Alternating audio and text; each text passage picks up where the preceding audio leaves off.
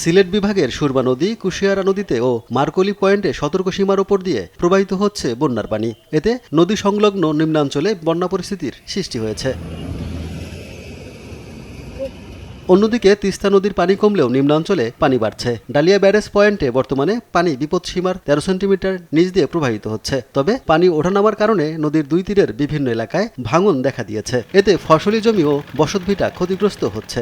আমাদের তিস্তা নদীর পানি গতকালকে বাড়ছিল, অনেক ক্ষেত খামার নষ্ট হয়ে গেছে। আমাদের ফসল, আবাদি জমি সব ডুবে যায়, আমাদের যাতায়াতের সমস্যা হয়। যমুনা নদীর উজান থেকে নেমে আসা পাহাড়ি ঢল ও বর্ষণে পানি বাড়ছে। এর ফলে যমুনার বিভিন্ন এলাকায় ভাঙন দেখা দিয়েছে। গত কয়েকদিনে চৌহালি ও সদর উপজেলায় কয়েকটি স্থানে ফসলি জমি নদীগর্ভে বিলীন হয়ে গেছে। ভাঙন আতঙ্ক বিরাজ করায় দ্রুত স্থায়ী বাঁধ নির্মাণের দাবি জানিয়েছেন স্থানীয়রা। আগে এখানে স্কুল ছিল, সেটা ভেঙে গেছে, ওই পাশে নিয়েছে। এখন যদি আবার ভাঙা শুরু দেয় তাহলে আমরা কোথায় থাকবো?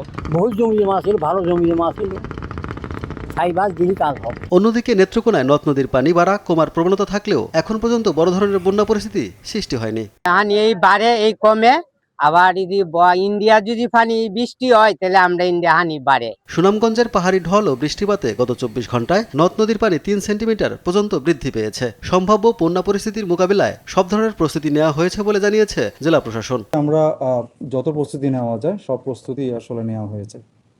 এরপরেও তারপরেও যদি আমাদের সেই দুর্যোগ যদি একটু প্রলম্বিত হয়, একটু স্থায়ী হয়, তার জন্য আমরা আরও অতিরিক্ত 3 মাসের জন্য যেন ত্রাণের চাহিদা চেয়ে আমরা মন্ত্রণালয়কে চিঠি দিয়েছি, দুর্যোগ এবং ত্রাণ মন্ত্রণালয়কে। দেশের উত্তর পূর্ব ও মধ্যাঞ্চলে নদী পরিস্থিতি এখনও স্থিতিশীল নয়। কোথাও পানি বৃদ্ধি ও সতর্কতা, কোথাও ভাঙন। এই পরিস্থিতি সামাল দিতে স্থানীয় প্রশাসন ও পানি উন্নয়ন বোর্ড নজরদারি বাড়িয়েছে।